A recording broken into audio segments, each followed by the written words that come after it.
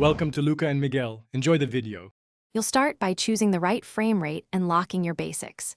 Use 60 FPS or more, 120 FPS if you want a smooth 4x slow effect, because more frames equals smoother motion. Set shutter speed to roughly double the frame rate for natural motion blur, and lock focus and exposure so the camera won't adjust mid-shot.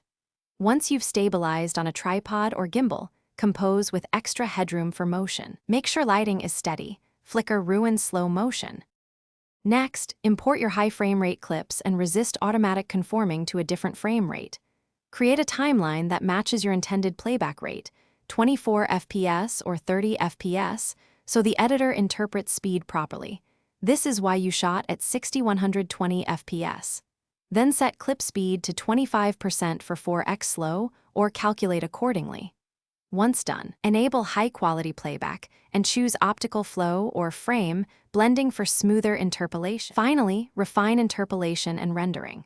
Apply optical flow and inspect for warping around fast-moving edges. If you see distortion, try frame blending or reduce interpolation strength. Make minor sharpening and noise reduction adjustments to preserve detail. Overdo either and the image looks artificial. Render a high bitrate master and review at full resolution. If artifacts persist, re-export the clip at a slightly higher speed or restabilize the source.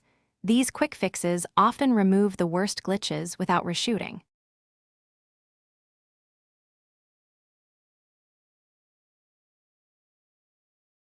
Thanks for watching and please subscribe. It's the best investment you'll ever make.